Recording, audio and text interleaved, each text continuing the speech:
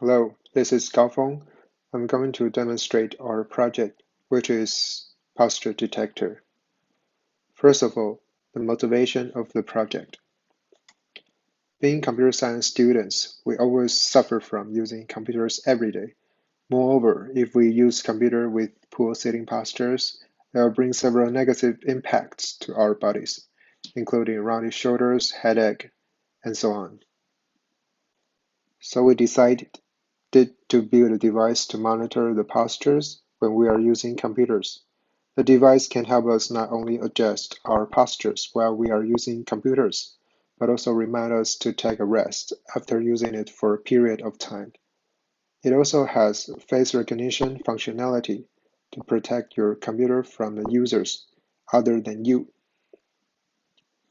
Secondly, the design of the project.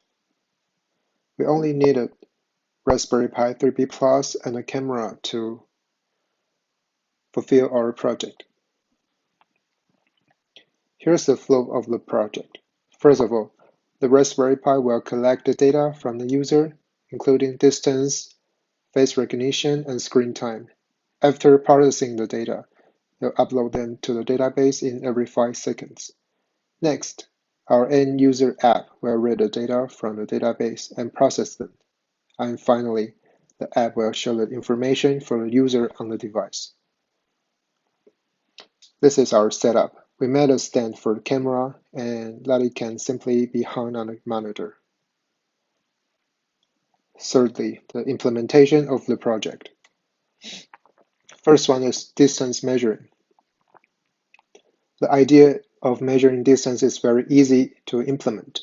After we studied the theory of how does camera get the image from the real object, we found out it works just like a projection in pinhole theory.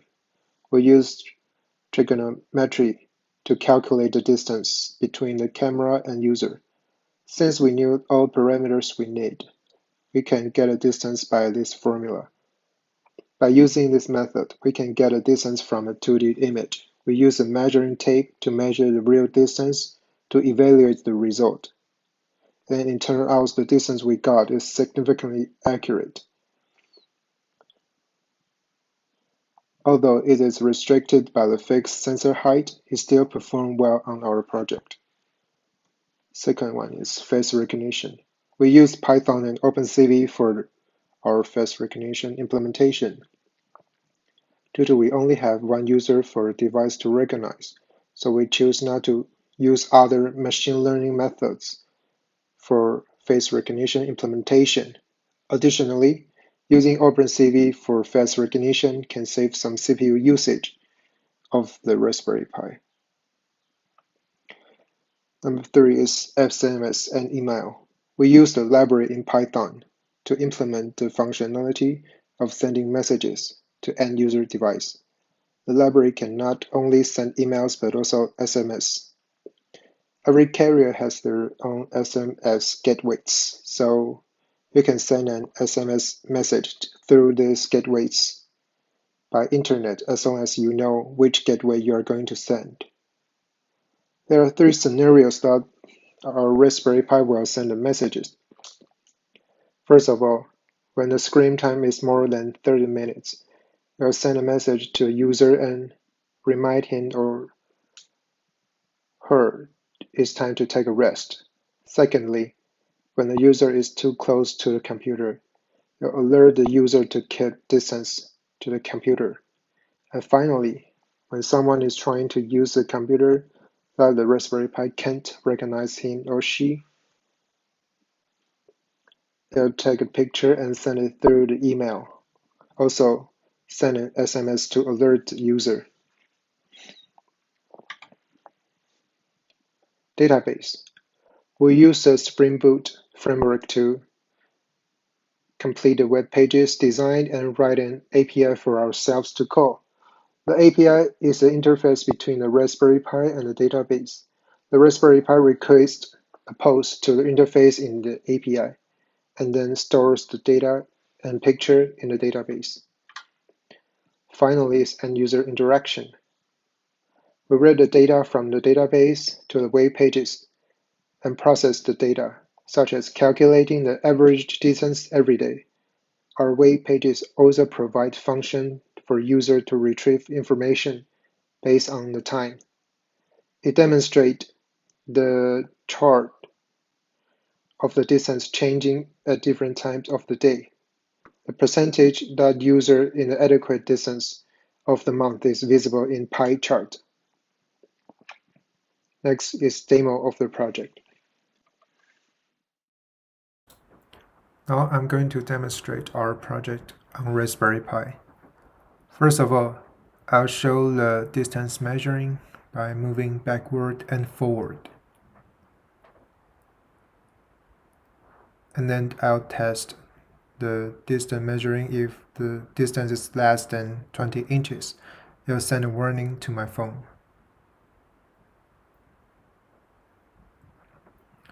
And then next is face recognition. Due to I live alone, so I'll use the picture online to test the face recognition. And then send a warning to my phone and also take a picture to send me through the email.